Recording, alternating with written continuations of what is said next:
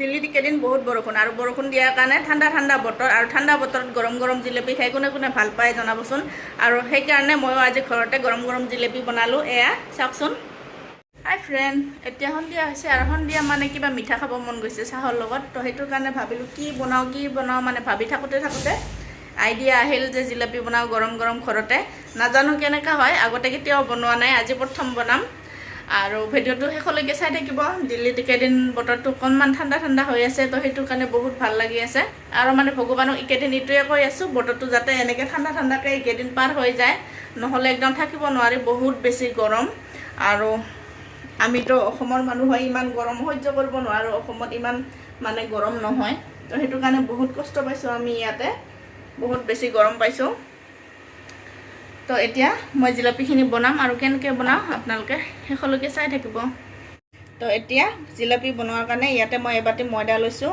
ইয়াতে মই ময়দাখিনি দি ল'লোঁ আৰু ইয়াতে লৈছোঁ অকণমান দৈ 2 চামুচমান হ'ব তো দৈখিনিও দি দিম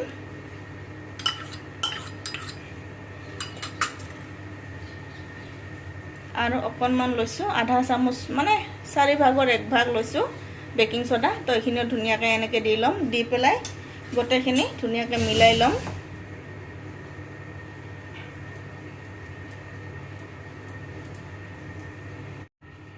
আৰু ইয়াতে এতিয়া পানী দিম পানী একেবাৰে নিদিওঁ অকণমান দি এনেকৈ মিলাই ল'ম একেবাৰে দিলে মানে বেছিও হ'ব পাৰে সেইটো কাৰণে অলপ অলপকৈ এনেকৈ দি ধুনীয়াকৈ মিলাই ল'ম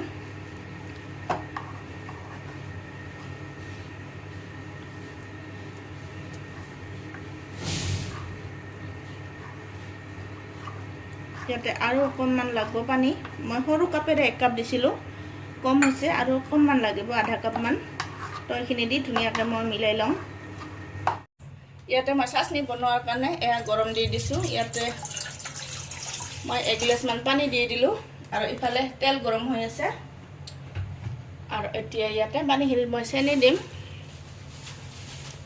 তো 1 কাপ ময়দাৰ কাৰণে মই 1 পোৱা মান এনেকৈ চেনি দি দিম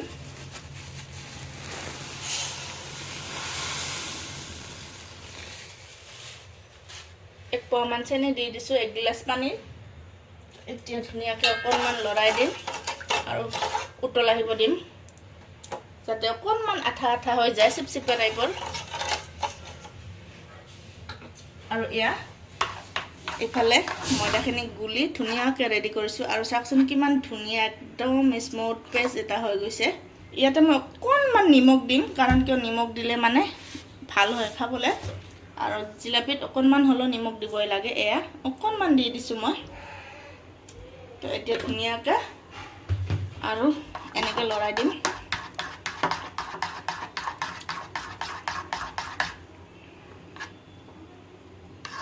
এয়া সব কিমান ধুনীয়া হৈ গৈছে চাটনিটো ধুনীয়াকৈ উতল আহিছে আৰু ইয়াতে মই এটা এলাইচি দি দিছোঁ এয়া পিচি পেলাই এনেকৈ গুড়া কৰি দি দিছোঁ আৰু অকণমান ফুড কালাৰ দিম কালাৰৰ কাৰণে বেছি নিদিওঁ ধুনীয়া এটা কালাৰ আহিব এইখিনিৰ কাৰণে আজি বেলেগ টেকনিকত বনাম জিলাপিটো এয়া বটলত বনাম বহুতে পলিথিনত বনায় বা গাখীৰৰ পেকেটত বনায় মই এয়া সৰু জুচৰ বটল এটা লৈছোঁ ইয়াতে বনাম আৰু ঢাকনখন এনেকৈ মানে ফুটা কৰি লৈছোঁ ধুনীয়াকৈ এয়া গিলাচত ভৰাই লৈছোঁ মই বেটাৰখিনি আৰু এতিয়া এনেকৈ বটলটোত সোমাই ল'ম এয়া আমাৰ ধুনীয়াকৈ তেল গৰম হৈ গৈছে আৰু ইফালে মোৰ বটলৰ যোগাৰ হৈ গৈছে ধুনীয়াকৈ ইয়াতে ভৰাই লৈছোঁ আৰু চাওকচোন কিমান ধুনীয়া লাগছে দেখিবলৈ এতিয়া ইয়াতে দিম মই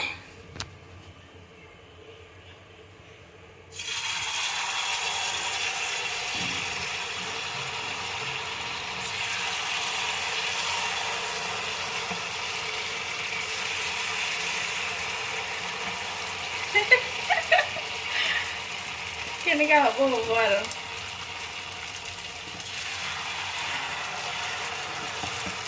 দেখাত যেনেকা হলো খোৱাতে সোৱাদ হ'লে হ'ল জিলাপি নিচিনা হ'লে হ'ল আৰু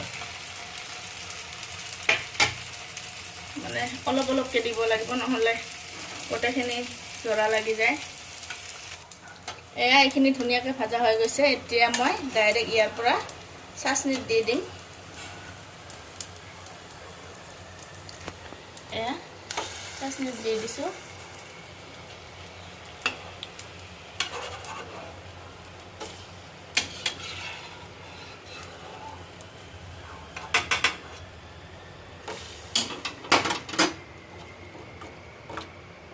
এতিয়া 2-3 মিনিটমান এনেকৈ চাচনিত থৈ দিম যাতে ধুনীয়াকৈ ভিতৰত সোমাই যায় ৰসখিনি। তো এবাৰ হৈ গৈছে আৰু দি আছোঁ এনেকৈ।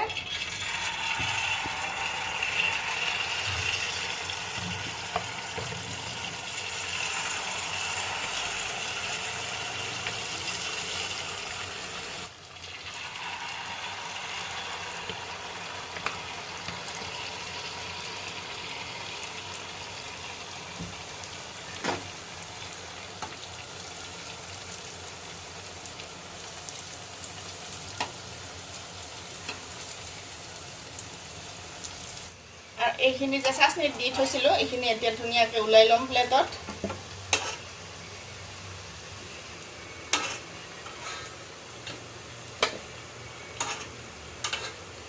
ধুনীয়াকৈ সোমাই গৈছে ৰসখিনি ভিতৰত। এতিয়া ওলাই লৈছোঁ।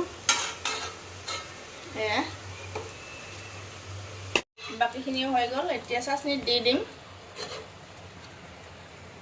এয়া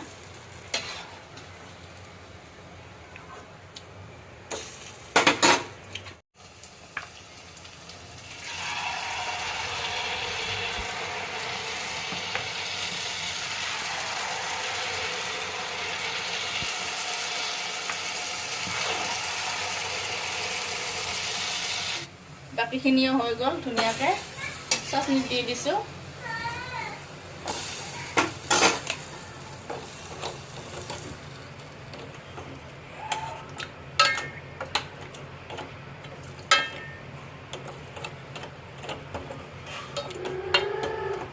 আৰু ইফালে এয়া এইখিনি হৈ গৈছে ধুনীয়াকৈ। আৰু অলপমান আছে সেইখিনি বনাই লওঁ। দোকানত কিনি আনি খোৱাতকৈ ঘৰত অকণমান বেয়া হ'লেও একো কথা নাই। তথাপিও ঘৰৰ বস্তু সোৱাদেই বেলেগ। ঘৰত নিজে বনাই খোৱা মজাই বেলেগ। তো এনেকৈ বনালোঁ, বহুত ধুনীয়া হৈছে। আজি প্ৰথমবাৰ বনাইছোঁ, তথাপিও মানে ইমান বেয়া হোৱা নাই। আৰু বাবুহঁতে খায়ে আছে, ইফালে বনাই আছে, সিহঁতে খায়ে আছে গৰম গৰম। তো এইখিনিও হৈ গৈছে। এতিয়া মই চাচনিৰ পৰা এনেকৈ নমাই ল'ম প্লেটত ধুনীয়াকৈ। তো এয়া আজি জিলাপি বনোৱা কমপ্লিট হৈ গ'ল। আৰু চাওকচোন কিমান ধুনীয়া হৈছে, একদম কালাৰ একদম দোকানত বনোৱা নিচিনা হৈ গৈছে। আৰু ধুনীয়াকৈ ভিতৰত ৰসখিনি সোমাই গৈছে, দেখিয়ে আপোনালোকে গম পাইছে।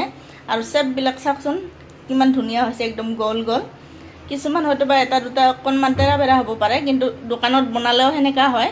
কিন্তু তথাপিও আজি প্ৰথমবাৰ বনোৱা হিচাপত বহুতেই বেছি ধুনীয়া হৈছে। চাওকচোন এইবিলাক কি ধুনীয়া ধুনীয়া হৈ গৈছে একদম এইবিলাক। এয়া চাওকচোন, কোনে ক'ব মানে ঘৰত বনোৱা বুলি, ইমান ধুনীয়া হৈ গৈছে। এয়া বহুত বেছি ধুনীয়া হৈছে আৰু খায়ো বহুত টেষ্টি হৈছে। তো প্ৰথমবাৰ বনাইছোঁ, বহুত ভাল লাগিছে এনেকৈ হৈ গৈছে। তো আপোনালোকেও এনেকৈ বনাব, খাব, নিশ্চয় ভাল পাব। আৰু দোকানৰ কিনি অনা দৰকাৰে নাই, ঘৰতে কম খৰচতে ধুনীয়াকৈ এনেকৈ বনাই খাব পাৰে। আৰু আজি মই নতুন ষ্টাইলত বনাইছোঁ, একদম বটলত ভৰাই। তো আপোনালোকেও এনেকৈ বনাব। তো আজিৰ ভিডিঅ'টো ভাল লাগিলে like, comment, share and subscribe কৰি দিব। ফেচবুক পেজত চালে ফ'ল' কৰি দিব। বাই।